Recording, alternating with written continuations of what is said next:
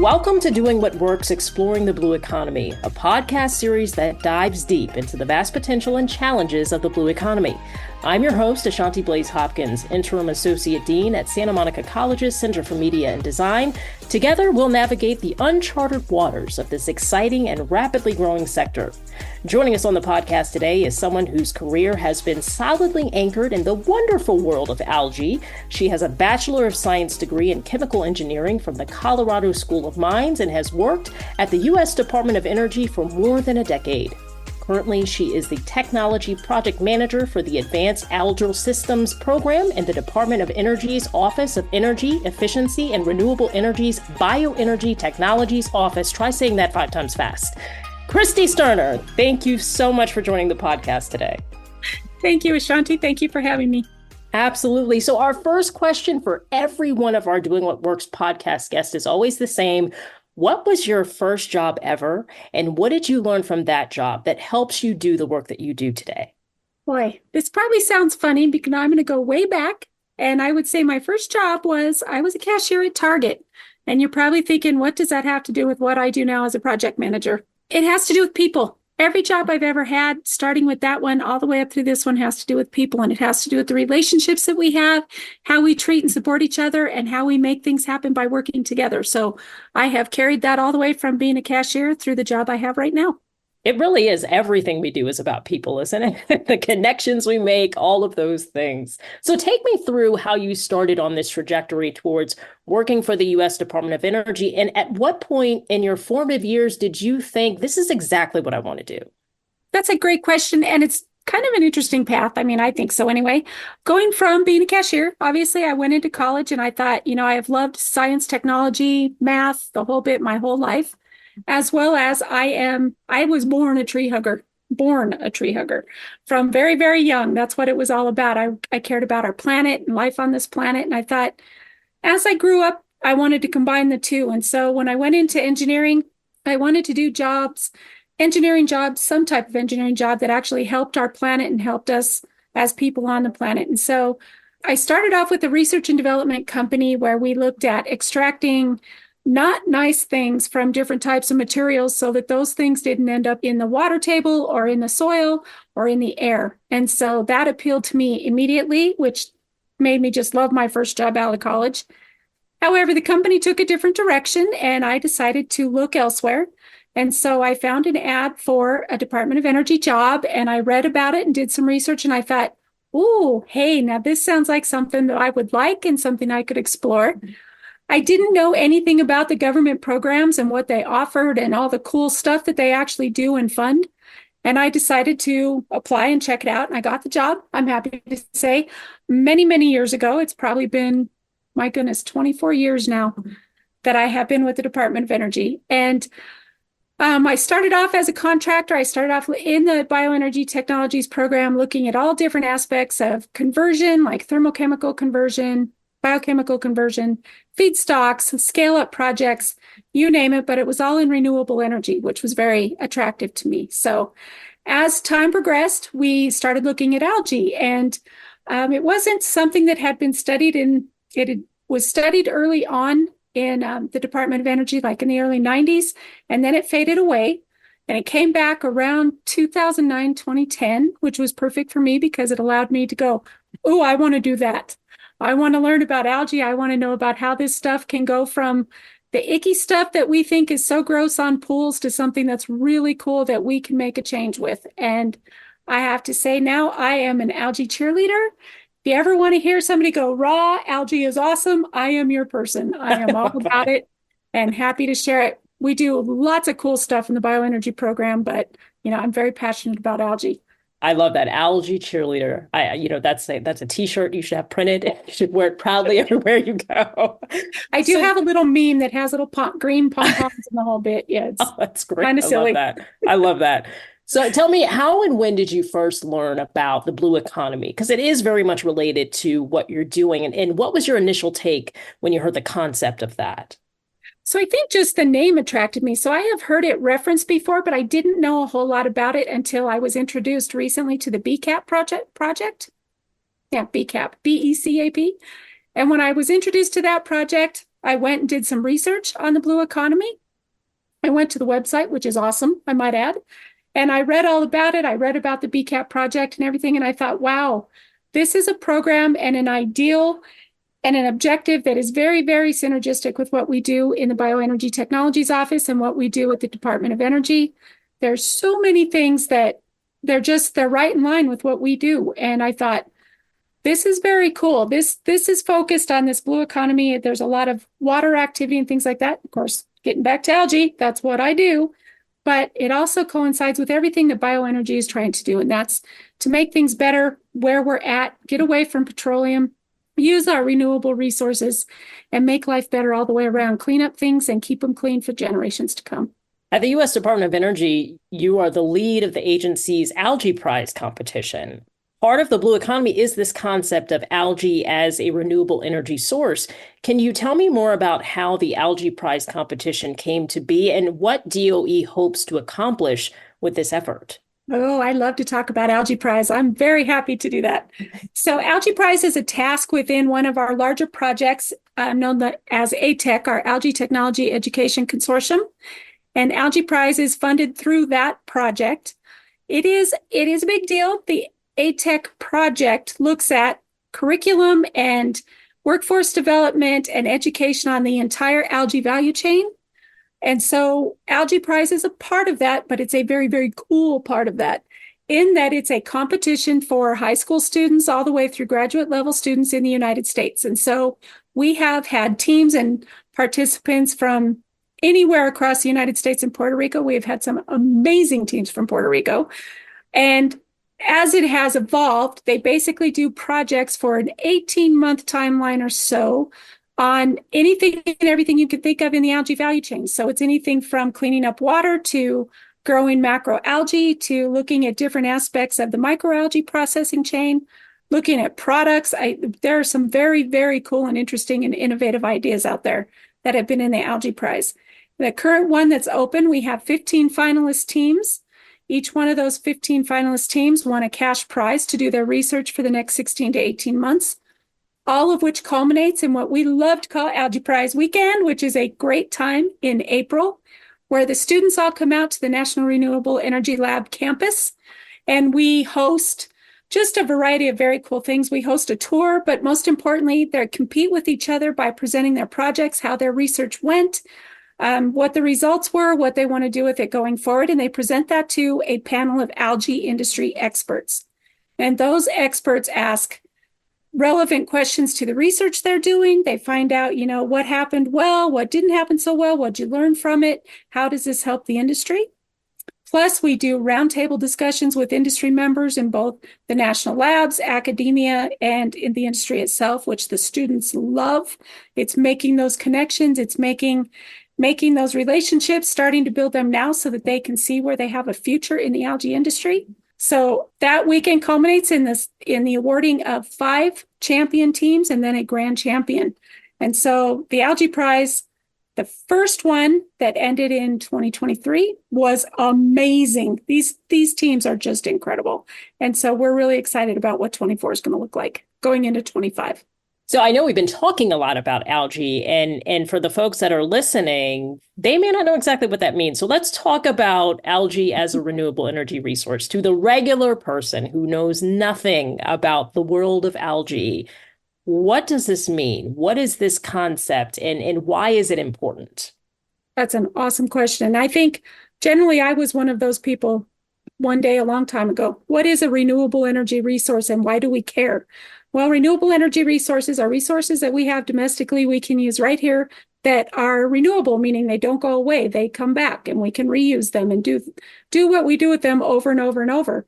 And that's hugely important because that means we're not dependent on foreign resources, which costs a lot of time and money. Plus it costs U.S. jobs. It costs workforce. There's lots of things tied to that. And so being able to utilize a domestic renewable resource gets us away from that dependence. Plus, it allows us to grow our own workforce. The benefits are amazing, what it means to use a renewable resource. So algae is one of those.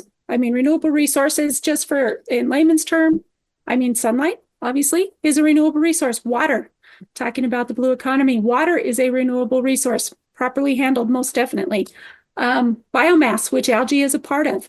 So most people think of algae and they see it as the slimy stuff on rocks, or they see it in ponds and they think, yuck. Or sadly, they hear all this negative press about harmful algal blooms and they think it's terrible stuff. Well, there are algal blooms out there that are dangerous and that they have constituents and characteristics that are not very pleasant, but properly handled could actually be turned into a very, very useful renewable resource. Plus, there are tons, many algae resources out there that are not harmful and that can be used as the building blocks for fuels, chemicals, all kinds of products that you probably wouldn't even think of. Surfboards, tennis shoes, clothing, you name it. Those constituents come out of algae and can be used to build just about any kind of product you can think of. So all of that ick that people normally think of in layman's term becomes something really cool going forward. That's pretty incredible, especially I think if you're looking at the younger generation, they're more conscious about, where are the things that I'm using? Where is that coming from? How is it being created? And, is it coming from a renewable resource, or is it coming from something that's man-made? So I think a lot of students and a lot of potential students are thinking about, how do I get into industries that make me feel like I'm making a difference? Right? Can we talk about the algae feedstocks logistics project? Why is it so important? Because we're talking about students. Why is it so important to get students at both the high school and the college level exposed to this idea of bioenergy and the workforce that's going to be needed now and into the future? What really is at stake here in making sure that these students have early kind of exposure to these concepts? I actually think you provided the best lead into it when you were saying, these younger generations are thinking about where do my things come from, and how can I get into fields where I can make a difference, where I'm using something or utilizing something or doing a process that makes a difference for this world. And I think that's probably more prevalent now than it has ever been. I mean, I think some of us have always thought that way, but it's definitely a positive thing to do now. So it makes what we do with the algae logistics projects very, very important, because we're trying to develop that workforce, and we want students at all ages and all levels to be excited about this and realize that it isn't like you think about, like maybe you think that science industries like this is that you're stuck behind a computer all the time, or you're stuck in a lab, which some people enjoy. Don't get me wrong. That's perfectly fine. But maybe they don't realize that, the stuff that went into some very popular name clothing is made from algae, or that you can make car parts from stuff you extract from plants, or you can make carbon fibers with such incredible strength coming from the waste that you get off a field from an agricultural crop, or from algae that you skimmed off a pond. I mean, you can make some amazing things. And so getting those younger generations interested now and excited about the amazing opportunities that are out there that we had never even thought of as realistic before. They're there and they're real, and we want their excitement and their enthusiasm and their unique ideas. So we have to foster that now, get them involved, get a skilled workforce out there, and keep these industries moving forward. What are we doing really well here in the United States in regards to the blue economy? And what can we learn from what other nations are doing really well? So I think what we're doing well now in particular is taking notice. I think that's a big first step, is that there is a lot of interest in what we're doing in the blue economy and with bioenergy and with algae. And, these aren't things you heard about really, in my opinion, in 10 years ago or 15 years ago or 20 years ago. And now you are, and we have an administration who is supportive of positive pro-environmental things and positive about climate change and making things better and cleaning things up and doing processing in a smart, effective, sufficient, and efficient way. And I think that we're starting to do that really well. We're getting the research dollars out there. We're getting folks interested and excited about it. We're training the workforce. And people are looking at things different. When they see the ocean, you don't look at it the same anymore.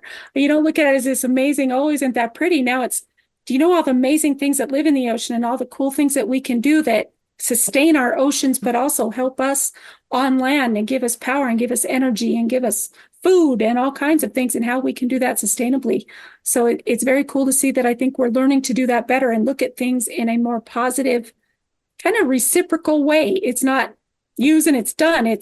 We can't do that. We need to use things and renew them and use them in a smart, sustainable manner. So I think that's a very, very big positive of where we're headed and where we're at right now.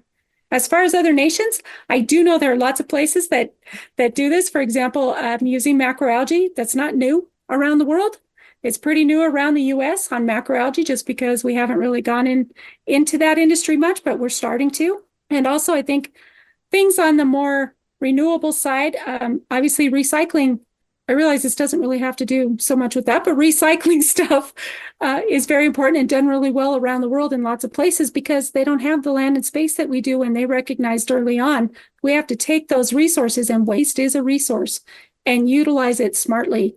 And so we can't just bury it, or worse yet, we can't throw it in the ocean and stuff like that. We have to do something smart with it.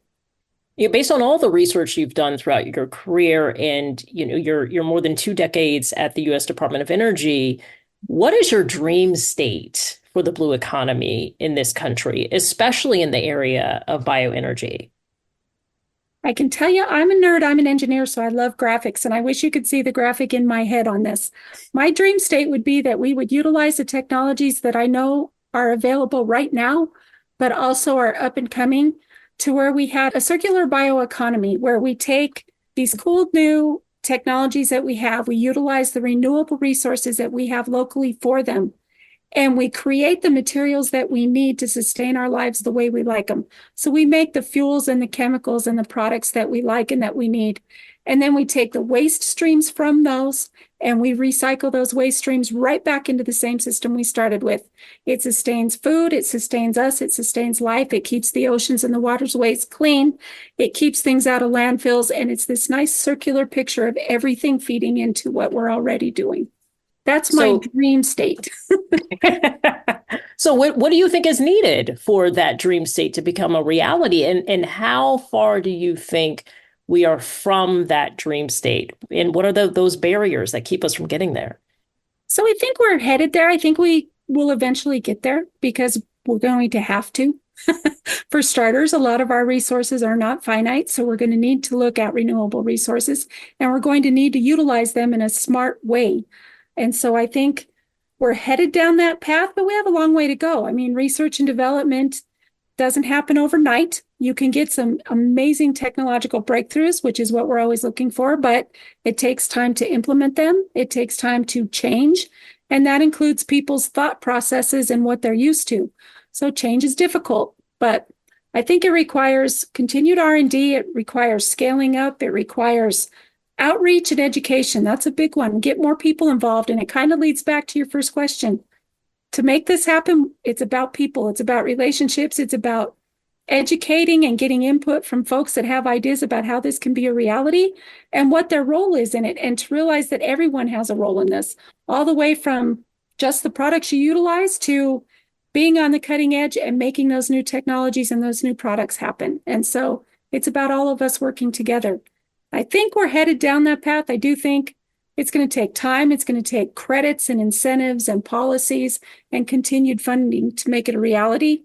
But I mean, at least where we sit right now, I think that's going to happen, and I'm excited about it. There will be major breakthroughs, in the next year, in the next 5 years, in the next 10 years. But eventually, I think we will see this dream state that I talk about. I think everybody will see as a reality. Resident algae cheerleader Christy Sterner, thank you so much for sharing your insights and expertise with us. And thank you for joining us on this incredible journey through the blue economy. We hope this episode has inspired you to explore further and learn more about this vital sector. If you enjoy doing what works, exploring the blue economy, be sure to subscribe to our podcast and leave us a review. Stay tuned for more exciting episodes that push the boundaries of knowledge and open new possibilities. Until next time.